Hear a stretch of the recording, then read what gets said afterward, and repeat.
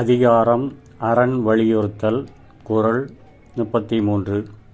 ஒல்லும் வகையான் அறவினை ஓவாதே செல்லும் வாயெல்லாஞ் செயல். ஒல்லும் வகையான் அறவினை ஓவாதே செல்லும் வாயெல்லாம் செயல். இந்த குறளின் விளக்கம்: எங்கும் அறம், எங்கும் அறம், எதிலும் அறம் என்றே தினம் நம்முடைய இயக்கத்தின் அனைத்திலும் இருக்க வேண்டும் அறம். எங்கும் அறம், எதிலும் அறம் என்றே தினம் நம்முடைய இயக்கத்தின் அனைத்திலும் இருக்க வேண்டும் அறம் என்றே ஐயன் திருவள்ளுவர் நம்முடைய அனைத்து செயல்களிலும் அறம் மட்டுமே இருக்க வேண்டும் என்று வலியுறுத்துகிறார். நன்றி.